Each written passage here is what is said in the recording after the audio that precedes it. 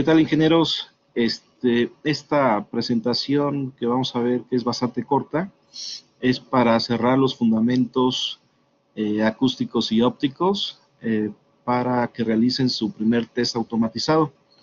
El primer test automatizado verán todo lo de la semana 1, lo de la semana 2 y algo que a lo mejor podamos concretar y concluir en esta semana basado en este video.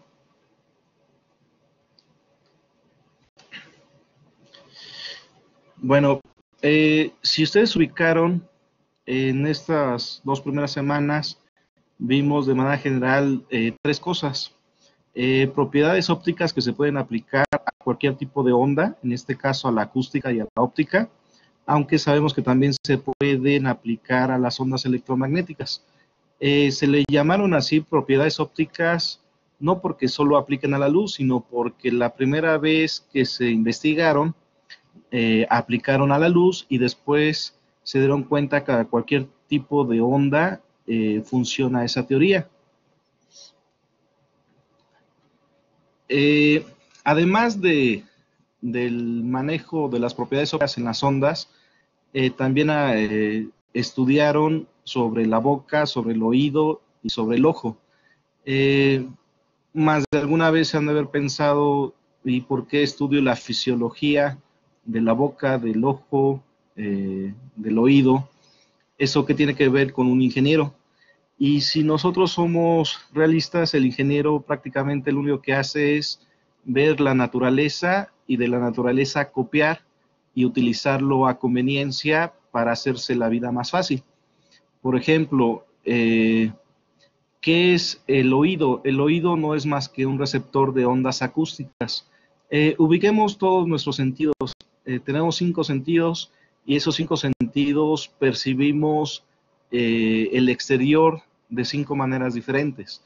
En el caso del oído, en conjunto con la oreja, pues lo que hace es escuchar, podemos percibir lo que son las ondas acústicas, en teoría que son de 20 Hz a 20 kHz, pero si a lo mejor nosotros nos hacemos pruebas, si realmente escuchamos esas frecuencias, pues ya están muy deterioradas y a lo mejor no alcanzamos a escuchar hasta los 18 kHz o 15 kHz.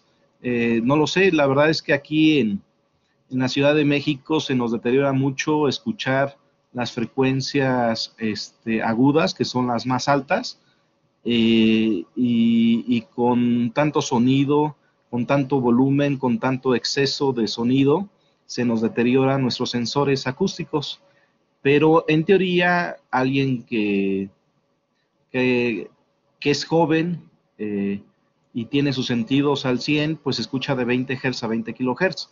Algo inferior a 20 Hz, pues se le llaman zonas subsónicas, sigue siendo sonido, pero no viable para escucharla en el humano. Y arriba de 20 kHz son supersónicas, siguen escuchando, pero son algunos animales, no tampoco el ser humano. Vean ustedes la oreja como un receptor acústico. Si a lo mejor se dedican a las telecomunicaciones, pues una antena funciona como un receptor de ondas electromagnéticas, o un fotodetector, una celda fotovoltaica, pues también funciona como un receptor, pero cada uno de diferentes tipos de ondas.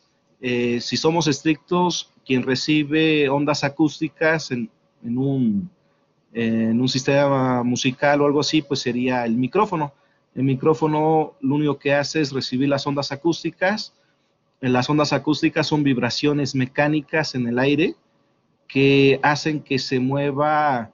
Si vamos sobre un micrófono tradicional, que es el viable para analizar ahorita, un micrófono tradicional no es más que un capacitor variable que tiene una placa fija y otra placa móvil. En el momento en que nosotros hablamos sobre el micrófono, esa placa móvil siente esas vibraciones mecánicas que nosotros expulsamos de nuestra boca, y esas variaciones mecánicas o de las partículas en el aire hacen que se mueva la placa móvil y eso hace que cambie su diferencia de potencial en el capacitor, su respectiva capacitancia, y por consiguiente va a haber variaciones de voltaje en el capacitor variable que tenemos como micrófono. Entonces el micrófono sería el receptor acústico. En el caso de óptica, bueno, no sé, un fotodetector sería nuestro receptor. Por ejemplo, en los sistemas de comunicaciones por fibra óptica, hay algo muy conocido que a lo mejor en sus materias de Cisco les van a hablar, que existe lo que es el GBIC, que en 1 gigabit por segundo en Ethernet se tiene en un transmisor y un receptor. Entonces el receptor recibe esas ondas ópticas y esa las traduce a información. ¿Ok? Bueno, eso en el caso de la oreja, el oído. La boca en realidad es parte del sistema de transmisión acústico en conjunto con todo el sistema de pulmones, esófago y todo que hace expulsar el aire. La boca es la que nos ayuda a modular, puesto que si el pulmón solo avienta aire, no genera ninguna información. La información se da cuando se modula el aire, y la boca en conjunto con la lengua, al moverla generamos variaciones de frecuencia, sonidos específicos que se entienden y que nosotros las codificamos como un lenguaje. Obviamente es diferente aquí que en Japón, esas modulaciones que generamos en la boca. Por eso se dice que si desde niño no aprendemos una lengua extranjera, pues jamás vamos a poder hablar de manera nativa.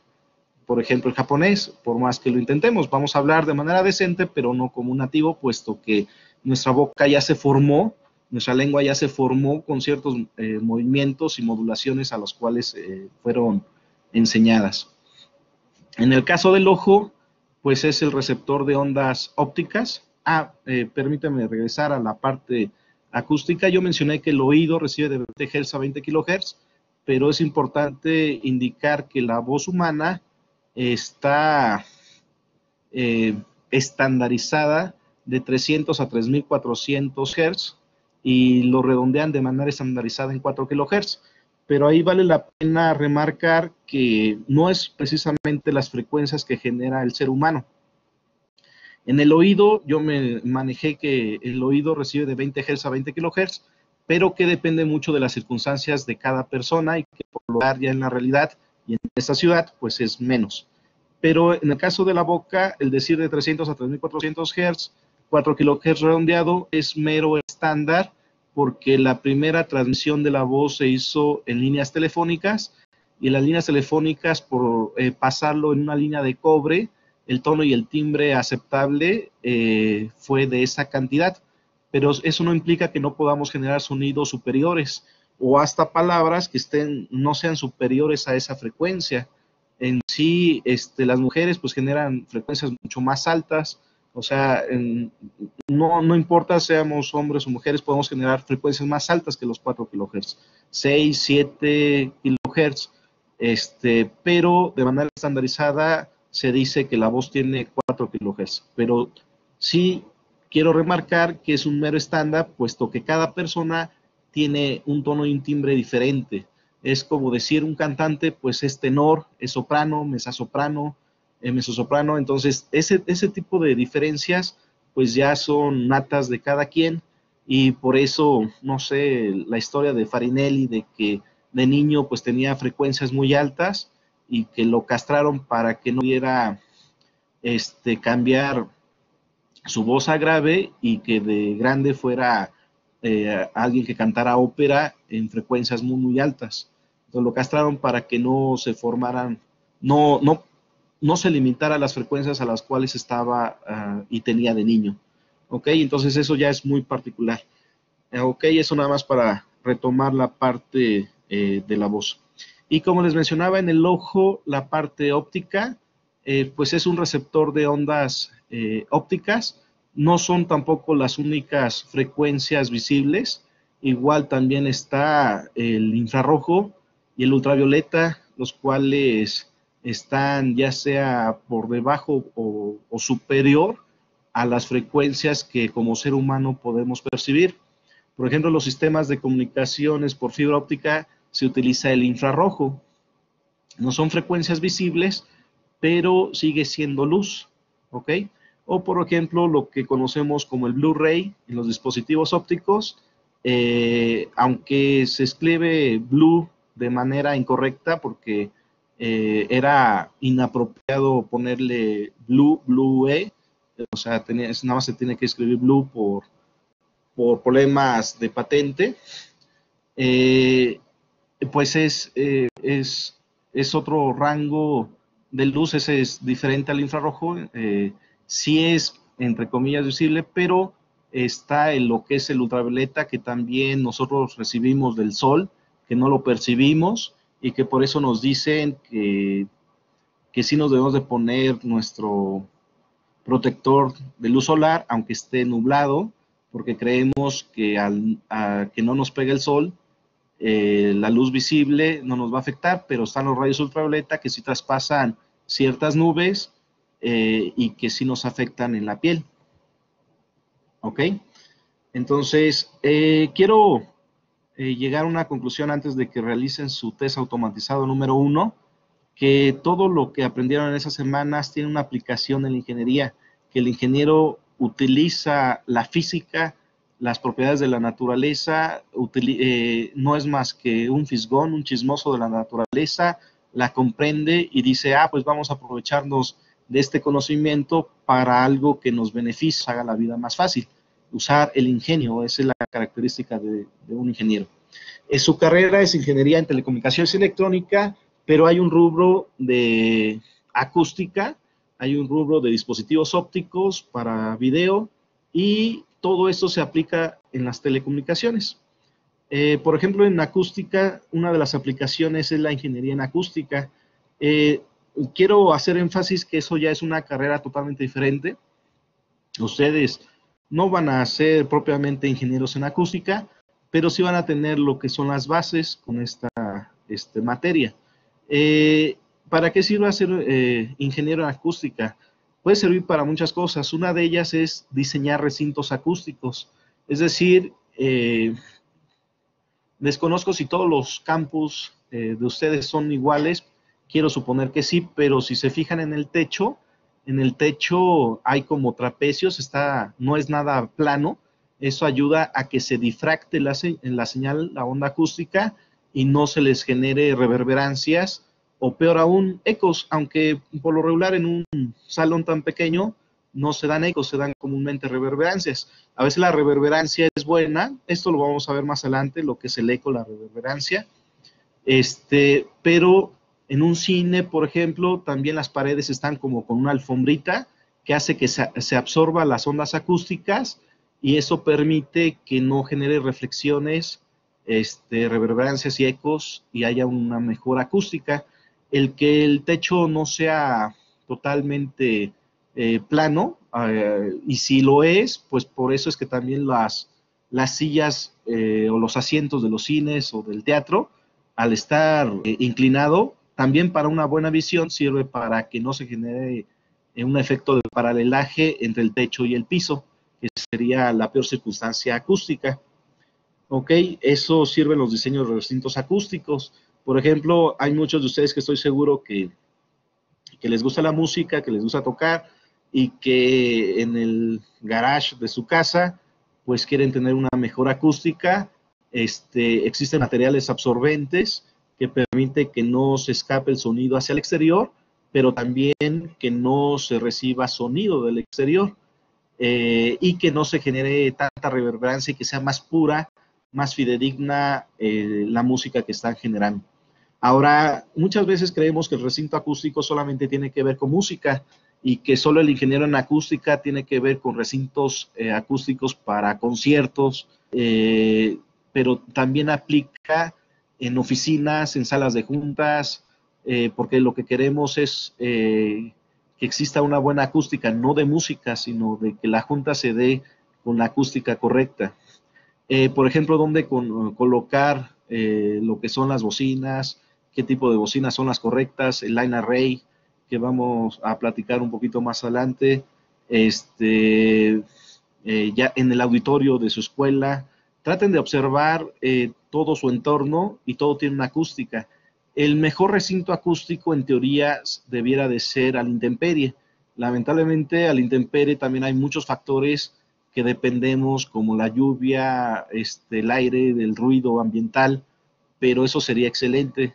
Lamentablemente tener un lugar a la intemperie con tanta tranquilidad es un poco más complicado y para eso se hacen recintos cerrados y se acondicionan con una buena acústica, ya sea mecánica, ya sea de arquitectura, o también apoyar con la parte de electrónica, en donde poner los line array, todo el sistema acústico, ecualizadores y todo esto, ¿no? Las consolas. Tomen en cuenta también que a veces habrá muchos dispositivos, pero a veces tenemos que luchar como ingeniero contra las circunstancias.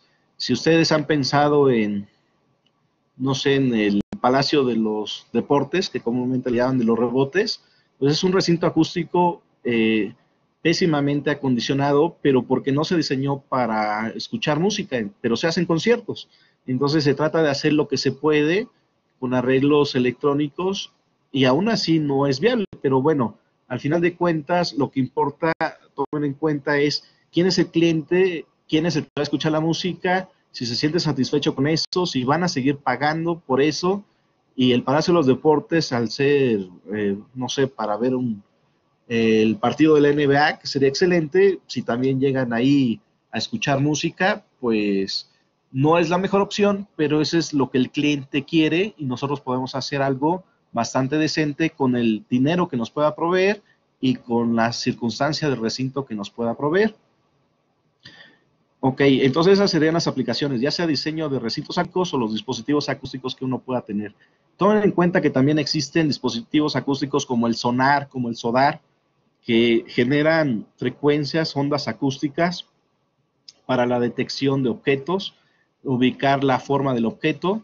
No sé si han escuchado que los murciélagos en realidad tienen un SODAR. ¿Cuál es la diferencia entre un sonar y un SODAR? El sonar viaja las ondas acústicas por el agua y el SODAR viaja las ondas acústicas por el aire, pero en general los dos sirven para lo mismo, para navegar, para saber qué blancos existen, para saber la topografía de un terreno, para saber que no choque o para saber que viene alguien hacia mí. Por ejemplo, los sodares pueden servir para saber la profundidad de una mina y qué tan grande es la mina y con qué topografía cuenta la mina. Entonces, las aplicaciones de las ondas acústicas y el ingeniero en él, pues son bastante amplias. En óptica, principalmente son sistemas de telecomunicaciones. Sistemas de telecomunicaciones, el primer sistema de comunicación fue por el aire con luz, pero no era nada viable y por eso se utiliza la fibra óptica como conducto, lo cual te ayuda a que el intemperie no te afecte en la comunicación. Y pues existen sistemas de comunicaciones por fibra óptica desde redes LAN, redes de área local, hasta redes muy grandes como sistemas de cable submarino que comunican a todo un continente con otro continente. Y prácticamente todo lo que les puse en el video de la semana 1, si se fijan, están aplicados para ellos. También existen dispositivos ópticos, perdón, por ahí se me fue una letra ahí, dispositivos ópticos o de video. Por ejemplo, la lectura de un DVD o de un Blu-ray, pues prácticamente lo que hacen es generar un láser sobre un disco, el cual tiene perforaciones, y esas perforaciones, dependiendo de cómo las refleja, pues yo sé el código. Más adelante vamos a platicar sobre códigos que se aplican en lectores ópticos y es parte de lo que se ve la materia. Entonces, si se fijan, es bastante amplio la aplicación de acústica y óptica. Simplemente es lo que puedo ahorita mencionarles de manera rápida. Prepárense mucho para su test, vean los videos, sean meticulosos, tengan a la mano una calculadora. Espero que no solo hayan visto los videos ni hayan leído de manera superficial todo lo que les he proporcionado, sino que hayan sido como todo un ingeniero, curiosos, que hayan buscado más por su cuenta. Recuerden que en la sección de mensajes estoy para atenderles. Usen esa herramienta, no se queden con la duda, pregúntenme.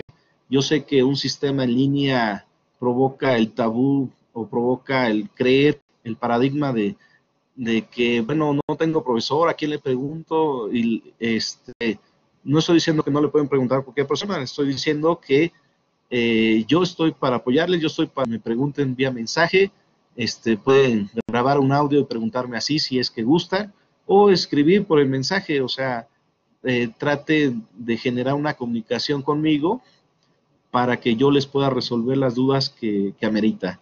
Pueda ser exactamente sobre el tema en visto o de manera general. Ustedes sabrán cuáles dudas son las que tienen. Bueno, prepárense para el test.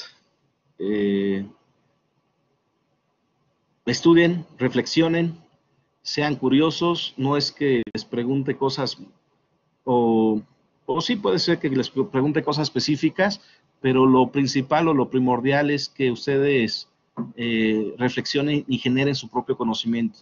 Las materias en línea tienen el paradigma de que no se aprende igual que una materia presencial.